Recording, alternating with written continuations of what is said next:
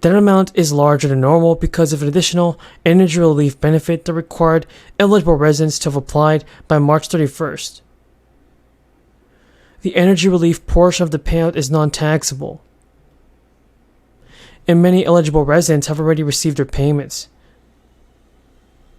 But if you applied later, you should check to see your check by the end of the month.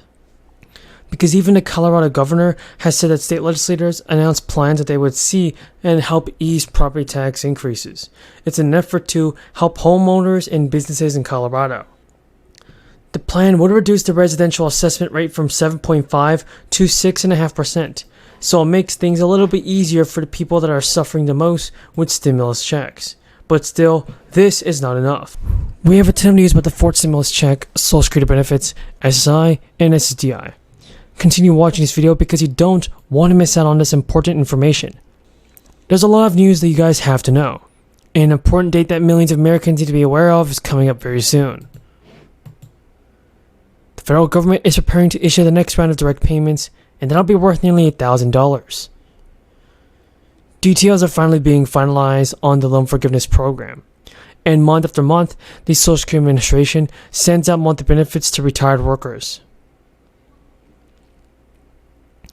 In addition to that, Social Security is responsible for sending supplemental security income benefits, disability, and survivor benefits.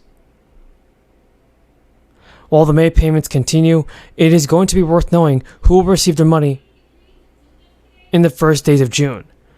SSI recipients are eligible for a maximum benefit of $1,000 a month and $1,300 for a married couple, where both spouses are eligible for the program.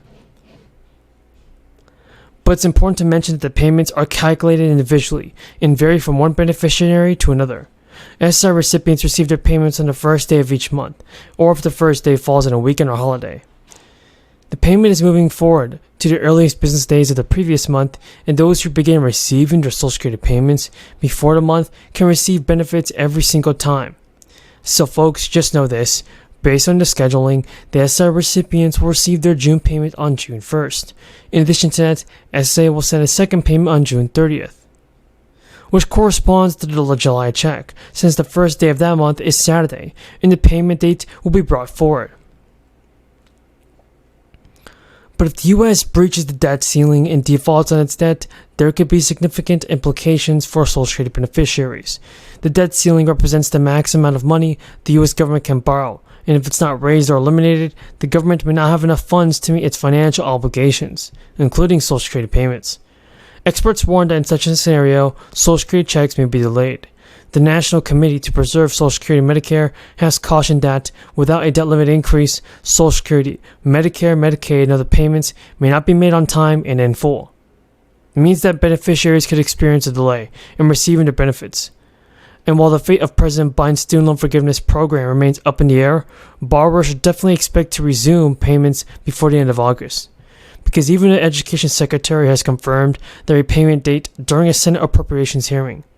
The emergency period is over, and we're preparing our borrowers to restart.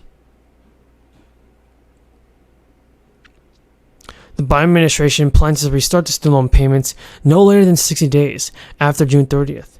Based on that schedule, you can expect to resume payments on or before August 29th.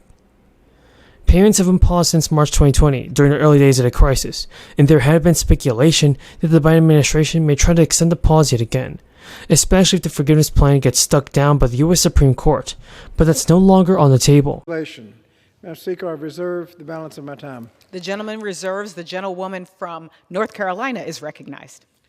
Thank you, Madam Speaker. I yield myself such time as I may consume. The gentlewoman's recognized. Thank you, Madam Speaker. Republicans are committed to preparing America's workforce for the 21st century. This reauthorization of the Workforce Innovation and Opportunity Act, WIOA, will not help our country live up to its potential. In fact, this reauthorization moves our workforce development system in the wrong direction. Our labor market is not facing a lack of job openings or a lack of workers. Currently, there are 11.3 million open jobs, but unfortunately, there are too few Americans with the skills needed to fill them effectively.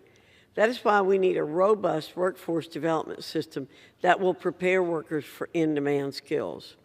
During the Education and Labor Committee markup of H.R. 7309, Republicans offered an amendment that would empower employers to respond to local economic needs, streamline the workforce development system by increasing local collaboration and putting program qualification decisions at the state and local level, strengthen outcomes and accountability by adding evidence-based practices, maintaining common performance-based metrics, funding programs with a track record of success, and improving transparency measures, and reduce bureaucracy. Credits, 2021 earned income tax credits, and stimulus payments. What does this mean? With the child tax credit, your family could be eligible for up to $3,600 per child under 6 and $3,000 per dependent ages 6 to 17.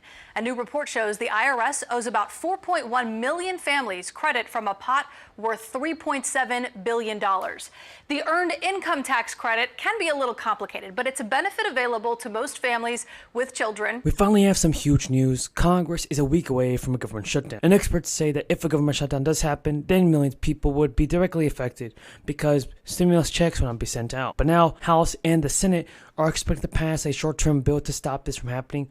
It would give negotiators more time to try and secure a broader, full funding deal. Schumer said today that the senators should be prepared to take quick action on a one-week extension just to give lawmakers more time to negotiate. Chuck Schumer also said in remarks on the Senate floor that he anticipates quick action on a stopgap funding bill, which is known as a continuing resolution, so they can give appropriators more time to finish a full funding bill just before the holidays. And negotiators are under pressure to reach an agreement for a broader full funding year, and this can happen imminently. If they can't, then the lawmakers could pass a stopgap bill by the end of the year, an outcome neither party wants, or could punt the decision to next year, when Republicans take over the House. It could complicate the government's ability to avert a shutdown, as it would mean newly empowered House Republicans need to agree with 60 senators and Joe Biden to get this done. But so far, the GOP senators, the top Republicans on the Senate Appropriations Committee, said today that there is more optimistic than there was a week ago about the possibility that negotiators will reach a deal for a full-year funding package, and he warned that he is still guarded because there is no deal reached yet. The governor said, "We haven't reached a solution to some problems, but we're moving in the right direction, and we're probably going to need more time on this." So the approaching deadline for government funding had members of Congress and their staffers from both parties, as well as Biden's administration, to continue to talk through negotiations over the weekend to try and get something done. But over the weekend, Democrats and Republicans are sharing with one another their bottom lines on various fronts, and the White House remained publicly optimistic that an agreement could be reached on an omnibus. But Democrats counter by saying those measures were necessary to help the country recover from the crisis. Now, congressional aides acknowledged to CNN that the weekend talks were better than days prior, which is why Democrats have announced